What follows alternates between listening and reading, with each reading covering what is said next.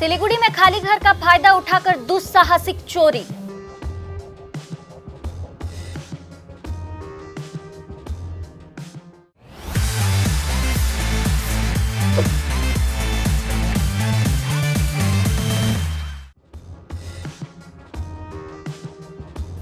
खाली घर का फायदा उठाकर दुस्साहसिक चोरी की वारदात को अंजाम दिया गया है। घटना से सिलीगुड़ी संलग्न मध्य शांतिनगर इलाके में काफी हड़कंप फैल गई।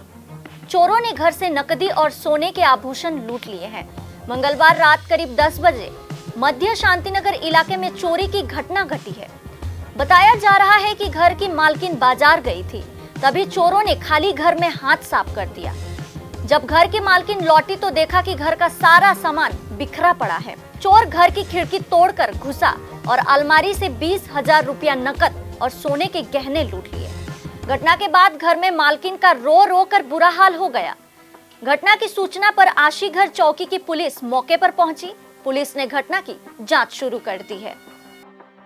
আমি 7টার সময় বাড়ি থেকে যেমন ডেলি যাই সেরকম চলে গেছি। আমি দুধমরি ছিলাম, ঠিক আছে। আর দুধমরি আমাদের 15 বাড়ি, ওই দিয়ে সব ওখানেই আড্ডা মারি আর কি। আমি রাত্রি 11:30 12টায় ফ্রি। আর আমি যাওয়ার পরে আমার মিসেস আমার জন্য পাঞ্জাবি পিস আনতে গেছিলো আমন্ত্রণে। আমি ঠাকুরমশাই একজন, আমার পাঞ্জাবি পিস আনতে গেছিলো। ওই আমার মেয়ে আবার অফিসে চলে আসছে, প্রাইভেট কাজ করে। মেয়ে আসছে, মেয়ে বাইরে দাঁড়া ছিল, মাকে ফোন করছে। মা বলে আমি আসতেছি, কোটমোটে আসতেছি।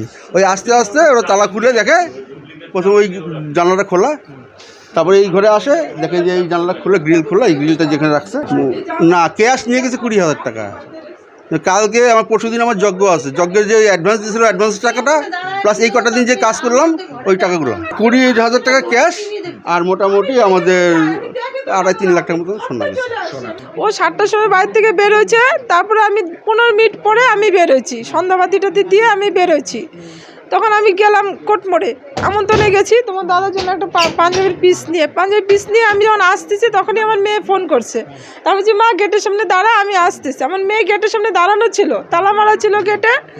তা আমি ওইটুকু টোটো করে আস্তে আস্তে যতটুকু টাইম আসছে সব তালা খুলছি, যেরকম তালা মারা গেছি ওরকম সব তালা, লাইট ফাইট যেরকম জ্বালাই গেছি।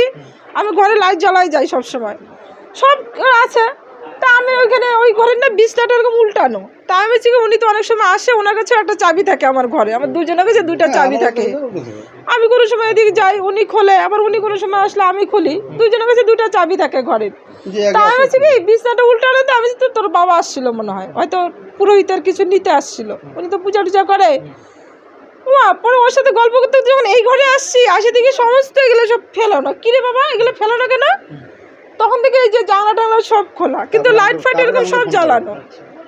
চুরি হয়েছে আমার মেয়ের 2টা সোনার হার ছিল 2.5 ভরির, 2টা 2.5 ভরি করে 5 ভরি।